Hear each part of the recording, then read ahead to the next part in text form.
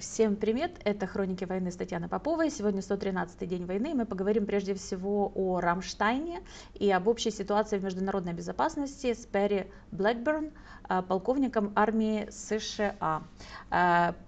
Перри, привет. Hello. Thank you for having me. Подписывайтесь на нас, ставьте лайки. Первый вопрос, конечно же, это Рамштайн-3. Что получит от этого Украина?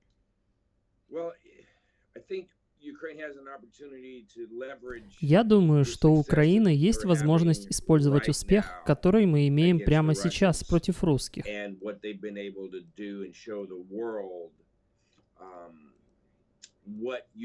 И то, что они смогли сделать и показать миру. Я имею в виду, что если вы приходите на встречи такого типа, вам нужно приходить с определенным уровнем силы. Итак, что сила будет брать верх в этих встречах.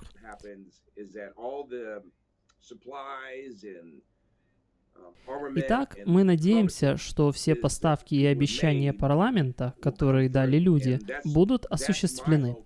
Это моя надежда на эти встречи, и я уверен, что они собираются обсудить это, чтобы использовать ваши сильные стороны, чтобы убедиться, что все эти обещания начинают выполняться, включая реальные санкции против России за ее военные преступления.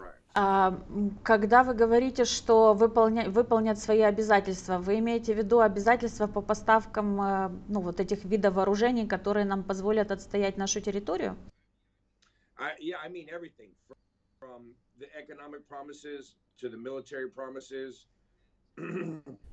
Я имею в виду все, от экономических до военных и гуманитарных обещаний. У мира есть возможность прямо сейчас выполнить свои обязательства перед страной, которая ведет войну против России.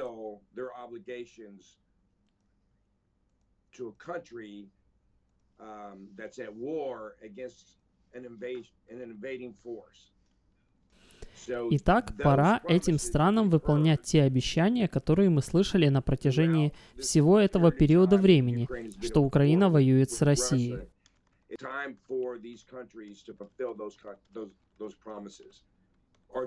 Артиллерийские орудия, военная техника должны быть сейчас. Нет времени ждать. Мы не можем продолжить эти разговоры, встречи и обсуждения, чтобы выполнить эти обещания.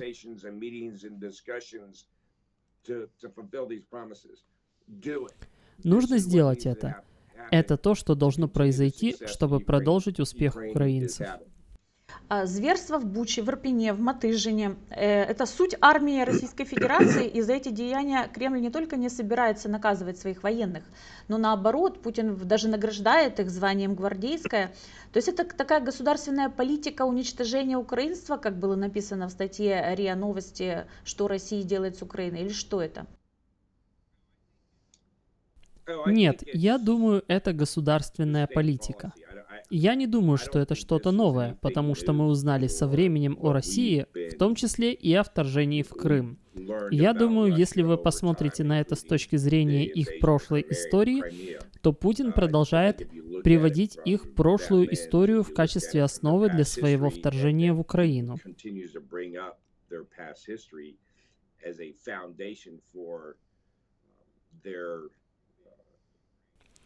Тогда неудивительно для меня, что эти вещи произошли. Что меня удивляет, так это то, что он не предстал перед судом за военные преступления.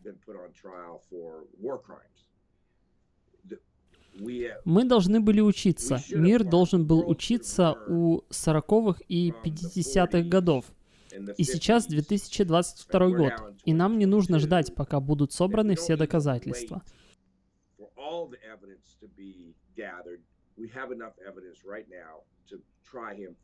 У нас сейчас достаточно улик, чтобы судить его за военные преступления, в том числе лиц на территории Украины, которые совершили эти военные преступления. И я думаю, что если бы это произошло, это обратило бы внимание на остальные страны мира, которые либо поддерживали Россию, либо поддерживают их неофициально.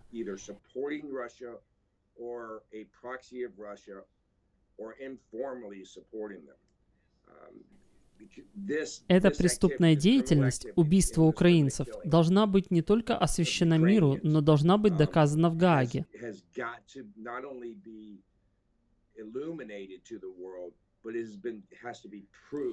Судить его за военные преступления было бы, на мой взгляд, лучшим способом сделать это и полностью остановить зверства, которые русские совершают в Украине.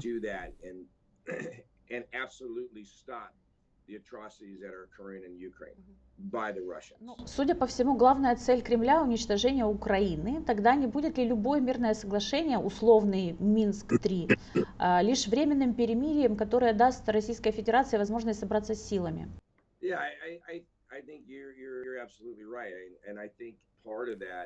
Да, я думаю, вы абсолютно правы. И я думаю, что отчасти это связано с тем, что я вырос в эпоху Холодной войны.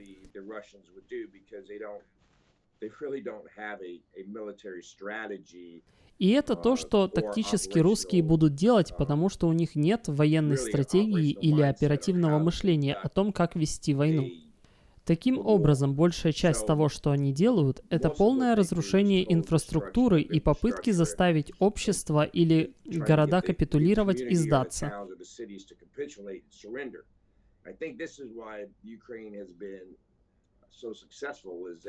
Я думаю, именно поэтому Украина так успешна.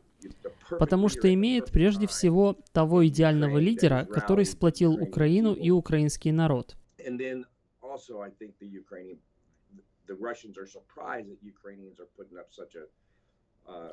И потом еще, я думаю, русские удивлены, что украинцы выстраивают такую защиту и воюют против них.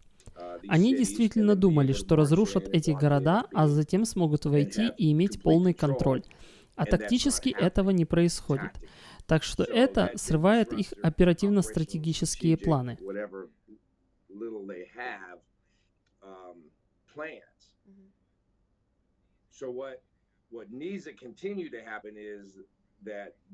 Итак, что должно продолжаться, так это усилия украинцев, которые прилагаются по мере продвижения вперед. Если и есть возможность для мирного соглашения или примирения, то только на условиях того, что у украинцев будет сила.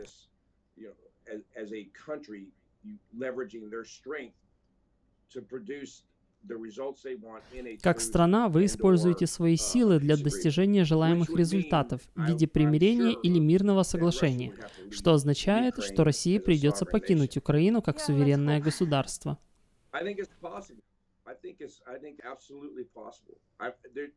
Я думаю, вполне возможно, что люди в Украине очень сильные и хорошие. Они любят свободу и хотят преследовать свои мечты и быть счастливыми.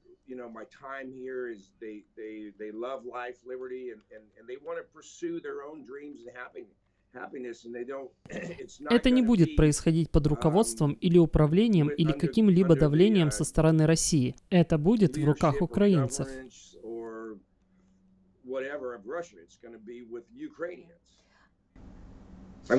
Все ультиматумы, которые выдвигал Путин, все разговоры об угрозе для Российской Федерации расширения НАТО на восток, это все были отговорки, которые сейчас отброшены, в принципе, самим Кремлем. Главные цели войны — это уничтожение Украины как антироссии, об этом все говорят, и Путин, и Медведев, и все остальные, и как таковой, и территориальная экспансия, которая должна, по их мнению, продолжаться там на Балтийские страны, на Польшу, может даже на Скандинавию. Исходя из этого, получается, что любые договоренности и попытки сохранить лицу Путину — это лишь отсрочка новой войны или нового этапа войны. И поэтому получается, что единственный вариант это победить и сделать так, чтобы Россия не могла нападать ни на нас, ни на другие страны. Правильно?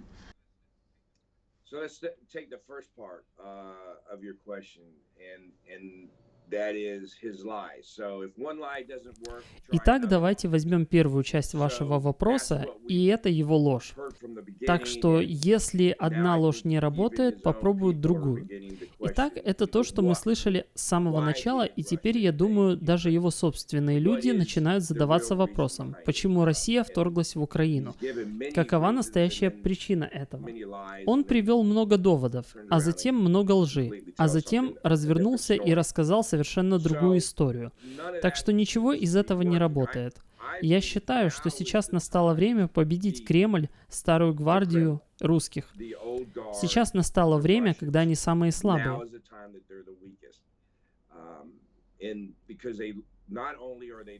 Потому что они не только самые слабые из-за того, что они сделали, напав на Украину, но из-за причин, по которым они это сделали. Так что теперь у мира есть возможность победить этот менталитет и привести Россию в 21 век и действительно изменить всю динамику Восточной Европы.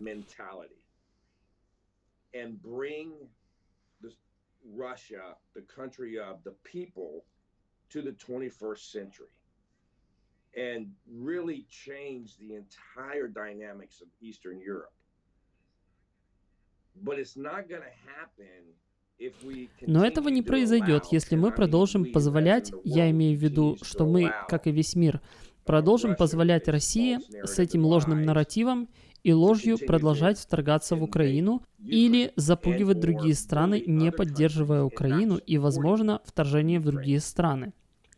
Миру больше не нужен пример из России ее плохого поведения и ее желания контролировать большую часть Европы.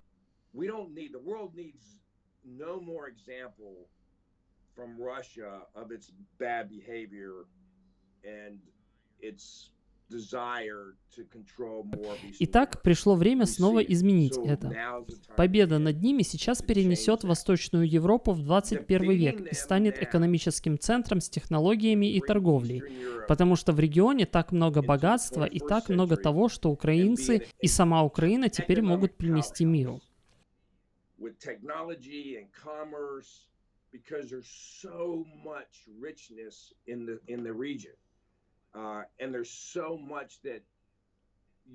Потому что мир видит Украину в другом свете. Я действительно верю в это. Я посмотрел на это со всех сторон и знаю, что это может быть намного сложнее, чем кажется. Но на самом деле это не так.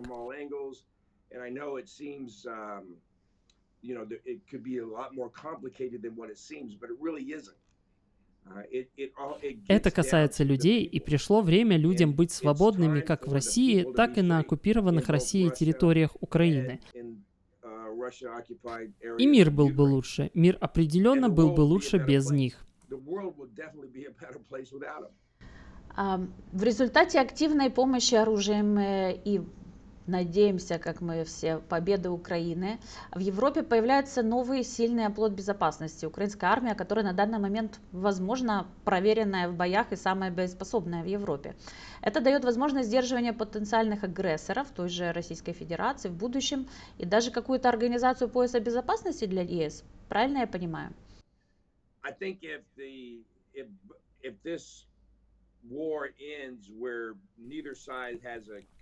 Я думаю, что если эта война закончится там, где ни одна из сторон не одержит полной победы, то как будет выглядеть эта безопасность и как Украина затем будет связана с НАТО и другими европейскими странами, чтобы обеспечить безопасность.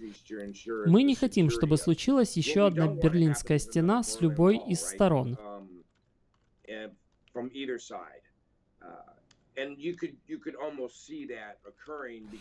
Мы могли видеть, что это происходит из-за риторики Путина в отношении других европейских стран, граничащих с Украиной.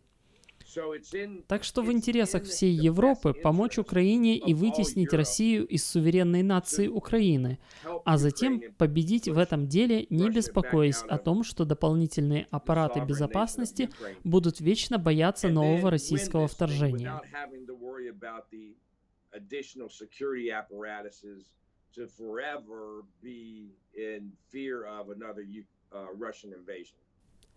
Так что снова я возвращаюсь к тому, что нужно выиграть сейчас. Это не обязательно должен быть разочаровывающий финал, в котором ни одна из сторон не имеет решающей победы. И потом следующие 50 лет снова приближается к холодной войне.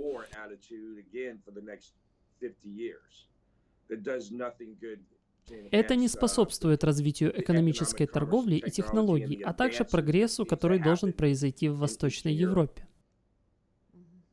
А насколько вообще сейчас поставки оружия, насколько своевременно они происходят, скажем так? Все слишком поздно и слишком медленно. Президент Соединенных Штатов и другие нации слишком медленны, они слишком опаздывают.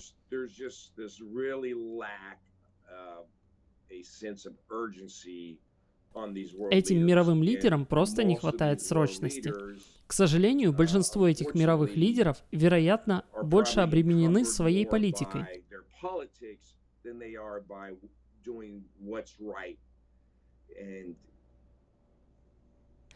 Я думаю, это то, что мы видим с полумерами, которые были выдвинуты.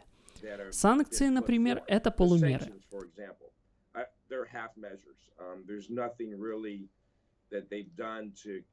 На самом деле, они ничего не сделали, чтобы полностью парализовать Россию, которая полностью вторглась в Украину. Так что я надеюсь, что эта встреча поможет им двигаться быстрее с лучшим вооружением. Дело не только в финансировании. Я знаю, что США только что приняли законопроект на $40 миллиардов.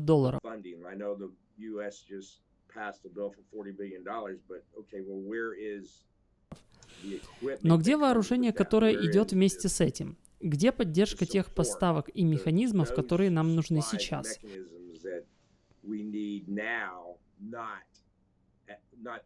Я думаю, что они просто слишком медленные. Окей.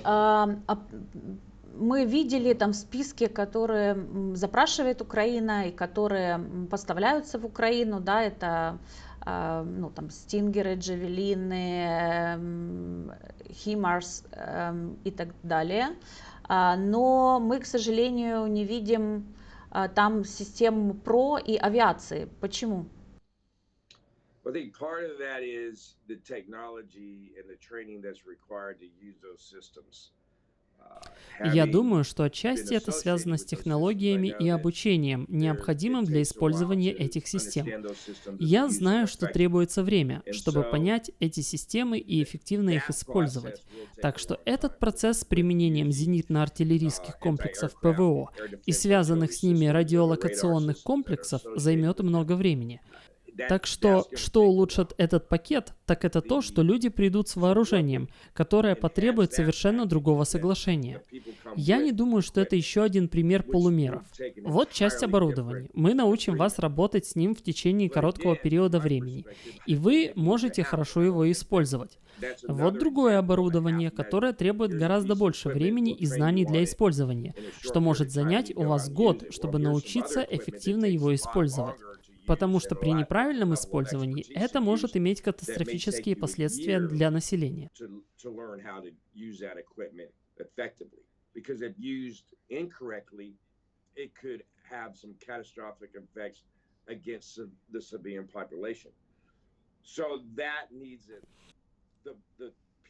Другому вооружению, о котором вы говорите, стингерам, некоторым беспилотникам и артиллерийским орудиям, можно обучать за несколько недель и вывести на поле боя, работая вместе с украинцами и через них.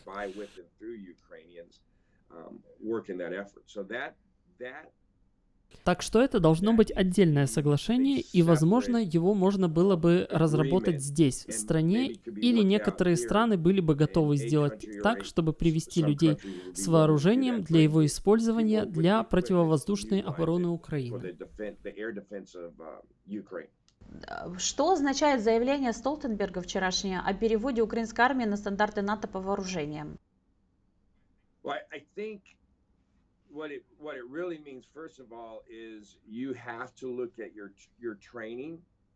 Я думаю, что это на самом деле означает прежде всего, что вы должны смотреть на свое обучение и то, как вы проводите это обучение, какую доктрину вы используете, чтобы ваша тактика, ваши методы и ваши процедуры соответствовали правилам других стран.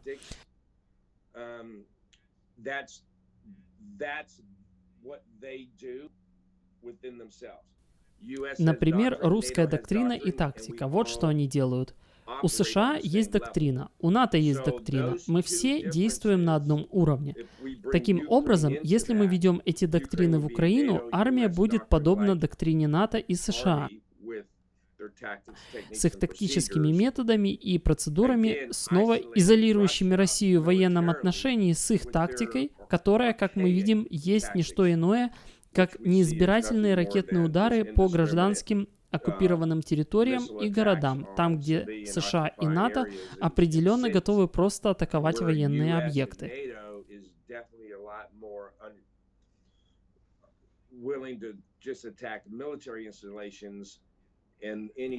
Мы очень серьезно относимся к тому, что существует огромная разница в доктринах как России, так и США и Украины. Я думаю, что Украина больше пошла в сторону доктрины США и доктрины НАТО в своих усилиях по ведению контрнаступления против России.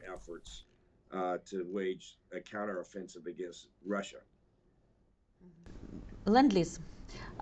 Получается, как я поняла, он начнется только с нового финансового года. В США он наступает 1 октября. А почему же так долго? И насколько это, условно говоря, плохо для нас, для поставки тех же вооружений?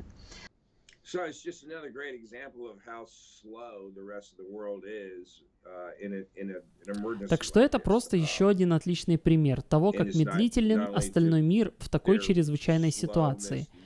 Дело не только в том, что Соединенные Штаты не спешат реагировать, но и в том, что они не спешат вооружать, реагировать и выполнять свои обещания. Ленд-лиз не должен ждать до следующего физического года, то есть до октября. Ленд-лиз может произойти в любое время и должен произойти, и по сути это функция, при которой военная техника меньше всего продается или управляется вооруженными силами США, а передается иностранному государству.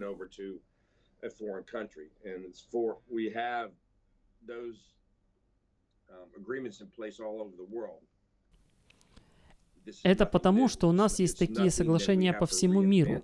В этом нет ничего нового. Это не то, что мы должны заново изобретать. Мы должны и можем это сделать сейчас, потому что тогда украинцы получат необходимое оборудование быстрее.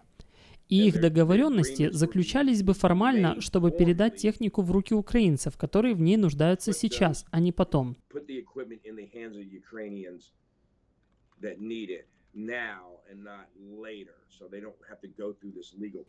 Так что им не нужно проходить через этот юридический процесс. И вот где мы сейчас находимся. Все хотят дождаться следующего финансового года, но это не является нужным.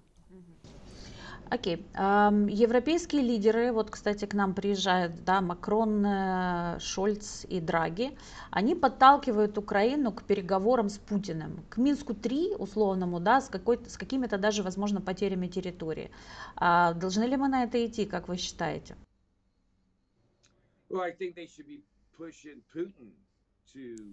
Я думаю, они должны подталкивать к переговорам Путина, а не президента Украины.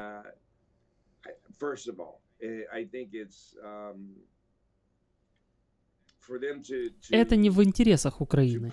Наилучший интерес для Украины заключается в том, что Украина находится в лучшем положении, чем Россия, потому что они воюют с позиции силы. Так что на самом деле мир должен присутствовать, подталкивая Путина к этому. Я имею в виду, если Путин не собирается этого делать, то почему Украина должна отдавать свою суверенную территорию этому хулигану? Так что у Украины есть сила, в отличие от России.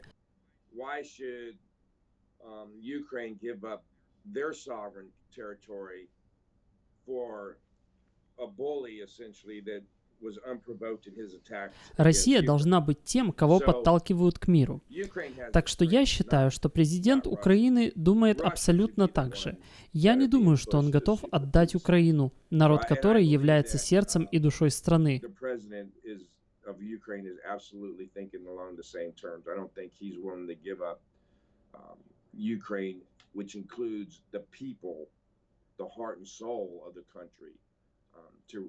Наивно думать, что другая страна попросит другую страну выдать свой народ вторгшимся силам. Просто наивно думать, что в любом случае это не сработает в долгосрочной перспективе.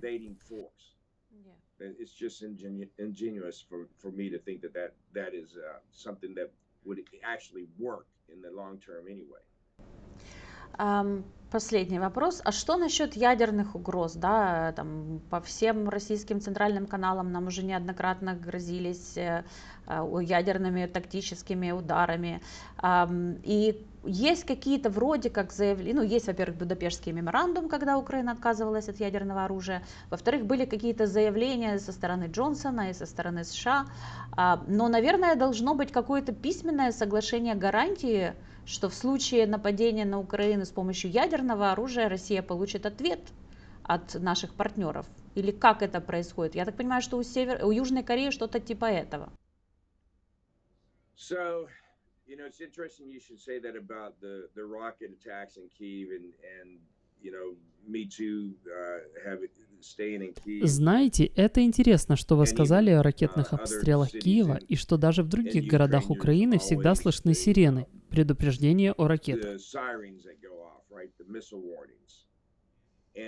Это напоминает мне об Ираке и Афганистане. Это действительно напоминает мне о моем детстве в США и о том, как у нас были эти оповещения о бомбах и включались сирены.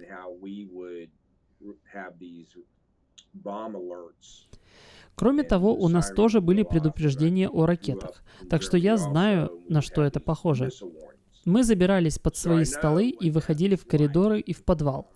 Так что жизнь в таких условиях сама по себе является стрессом, даже когда семья в Украине слышит эти предупреждения в ожидании ракетного удара из России.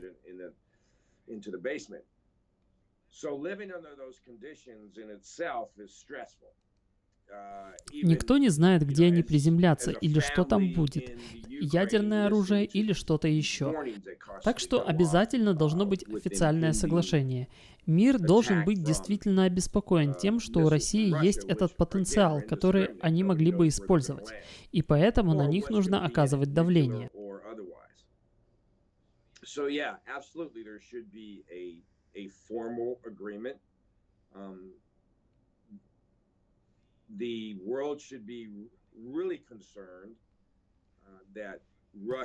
Любая ядерная атака со стороны России в 21 веке будет означать катастрофическое событие внутри России, а не только там, где приземлятся их ракеты. Так что и гражданам России тоже нужно это понять. Не только в Украине сирены включаются, но те же самые сирены могут включаться в России. Последнее, о чем кто-либо в 21 веке должен думать, это ядерная война. Inside of Russia also, not just where their missiles land. So for the people of Russia, they need to understand this too. Not only are the sirens going off in Ukraine, but those same sirens could be going off in Russia. And this is the last thing that I think anybody in the 21st century should be considering is a nuclear war. But here we are. Here we are. Есть Путин, который на каком-то уровне явно не в духе проведения этой ничем не спровоцированной атаки на Украину.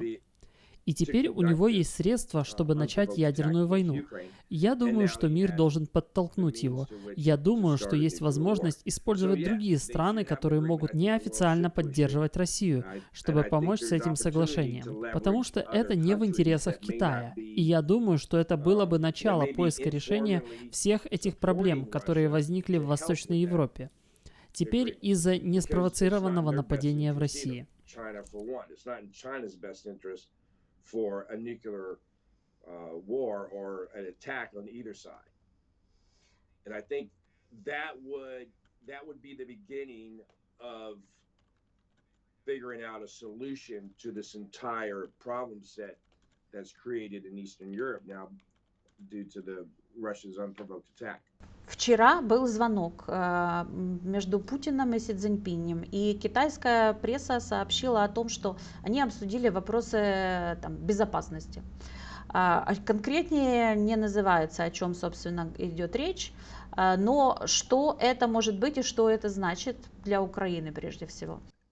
I think that really what it means to, I haven't heard it. I haven't read about it, but I think anytime that Putin reaches out to Russia, it's to ensure that, that Putin reaches out to China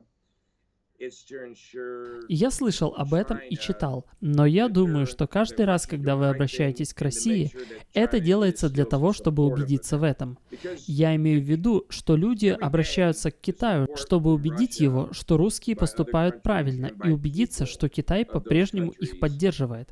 Потому что с каждым днем поддержка России со стороны других стран и жителей этих стран становится все меньше и меньше. Чем дольше это будет продолжаться, тем меньше будет поддержка России со стороны других стран и жителей этих стран. И я считаю, что то же самое происходит и в Китае.